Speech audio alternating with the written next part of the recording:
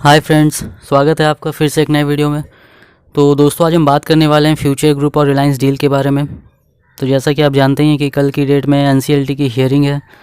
कल अगर एनसीएलटी से अच्छा कोई फ़ैसला आता है रिलायंस और फ्यूचर के पक्ष में, तो हो सकता है कि कल की डेट में फ्यूचर ग्रुप के शेयर्स में फिर से तेज़ी देखने को मिले। तो वो कल जो फ़ैसला आएगा उस पर डिपेंड करेगा। तो उसके बारे में हम आगे बात करने वाले हैं। इसके अलावा हम अमेजन से रिलेटेड भी एक न्यूज़ है, उसके बारे में भी बात करेंगे। जैसा कि फ्यूचर ग्रुप में आप भी जानते हैं कि बहुत सारे जो शेयर होल्डर्स हैं उन्होंने 150-160 में ही फ्यूचर रिटेल को ख़रीदा हुआ है और अभी इसका प्राइस जो काफ़ी कम हो गया है। तो इस वजह से वो लोग बड़ी दिक्कतें फंसे हुए हैं। अगर निकलना भी चाहेंगे तो इतना लॉस हो रहा होगा कि वो निकल नहीं सकते हैं फ़िलहाल के प्राइस पे। तो अगर आपने भी पहले ख़रीदा हुआ है 150 रुपये या 100 रुपये से ऊपर ख़रीदा हुआ है, काफ़ी लॉस में है, तो बेच कर कोई फ़ायदा नहीं है, क्योंकि इसका प्राइस काफ़ी कम हो चुका है। वो आपका जितना लॉस है, अगर आप उतना लॉस झेल सकते हैं तो फिर आप कुछ फ़ैसला लीजिएगा। लेकिन अगर लॉस काफ़ी ज़्यादा है तो बेचना सही नहीं रहेगा। और अगर आपने इस स्टॉक को उठाया हुआ है, मान लीजिए 45-50 रुपये पर उठाया हुआ है, तो फिर आपके लिए ठीक है। अगर ज़्यादा फ़ायदा हो रहा है तो कुछ प्रॉफिट बुकिंग कर सकते हैं आप। और अगर थोड़ा बहुत माल उठाया है तो उसको आप छोड़ सकते हैं, कोई दिक्कत नहीं है। तो चलिए दोस्तों, हम बात करते हैं आगे।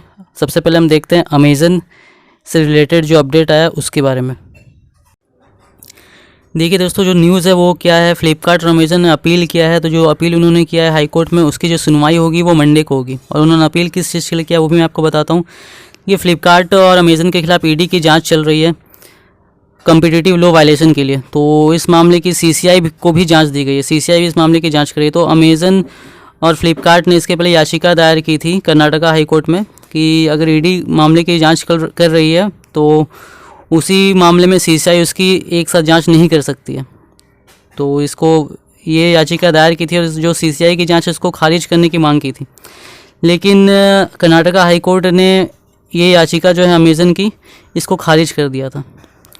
तो वो सिंगल जज बेंच थी जिन्होंने इसको खारिज किया था। तो अब उनका जो फैसला आया था, उनके फैसले को यहाँ पर जो अमेज़न है और फ्लिपकार्ट है, दोनों ने अलग अलग याचिका दायर करके उसी फैसले को चैलेंज किया अभी हाई कोर्ट में।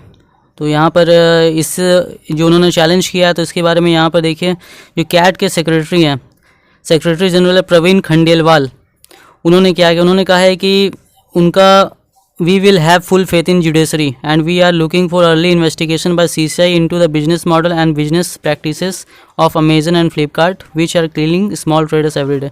तो इनका कहना है कि उनका पूरा विश्वास है न्यायपालिका में और वो इंतज़ार कर रहे हैं कि CCI के द्वारा जांच चालू हो और जो अमेज़न और फ्लिपकार्ट का बिजनेस मॉडल है और बिजनेस प्रैक्टिसेस हैं, जिसकी वजह से जो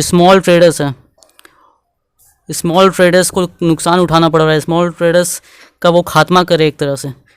तो उसके खिलाफ अमेज़न और फ्लिपकार्ट के खिलाफ सीसीआई की जांच हो, वो ऐसा चाहते हैं।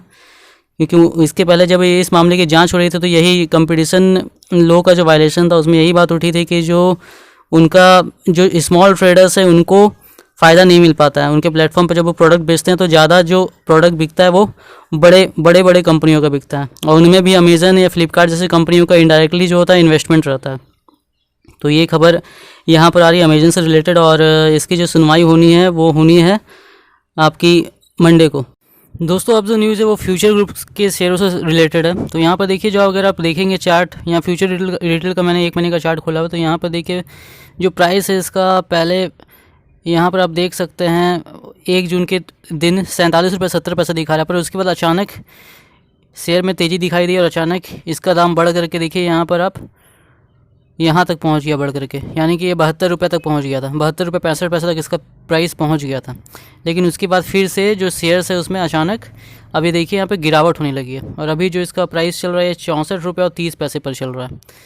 तो ये जो अचानक तेज़ी हुई थी ये फ्यूचर ग्रुप के सभी शेयरों में चल रही थी। अगर आप किसी की बात कर ले, चाहे आप फ्यूचर रिटेल की बात करें या इसके अलावा आप दूसरे को ले लीजिए, चाहे आप फ्यूचर लाइफस्टाइल को ले लीजिए, दूसरे शेयर को ले लीजिए, तो इससे रिलेटेड एक अपडेट है। इसी को लेकर के सेबी ने एक क्लैरिफिकेशन मांगा, वो मांगा था फ्यूचर लाइफस्टाइल से, क्योंकि उसके शेयरों में भी लगातार तेज़ी दिख रही थी। तो उससे एक क्लैरिफिकेशन मांगा था कि लगातार उनके शेयरों में तेज़ी क्यों हो रही है।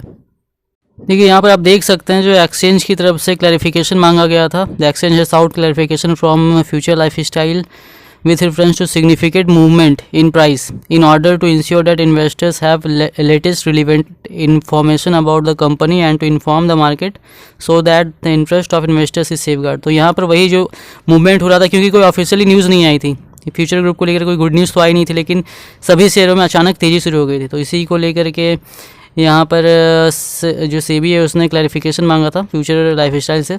तो इसके जवाब में ये जो क्लैरिफिकेशन मांगा था सेबी में, तो इसके जवाब देखिए दोस्तों, फ्यूचर लाइफ स्टाइल ने उससे रिलेटेड जो सवाल पूछा गया था उनसे प्राइस मूवमेंट को लेकर के सेबी के द्वारा, तो उसका जवाब दे दिया है उन्होंने। यहाँ पर बताया है कि ये जो प्राइस मूवमेंट है ये नॉर्मल प्राइस मूवमेंट है, और सारी कुछ भी जितना भी कानून है सबका पालन किया गया, कुछ भी ऐसा कुछ सारा डिस्क्लोजर किया गया, कुछ भी छिपाने वाली बात नहीं है, नॉर्मल प्राइस मूवमेंट है।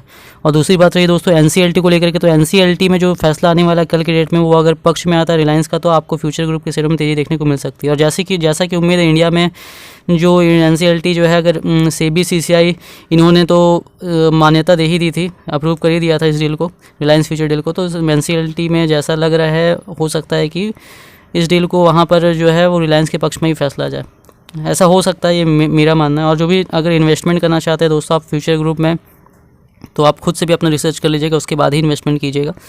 अगर दोस्तों वीडियो पसंद आई हो तो वीडियो को लाइक कीजिएगा, दोस्तों में शेयर कीजिएगा और चैनल को सब्सक्राइब कर लीजिएगा।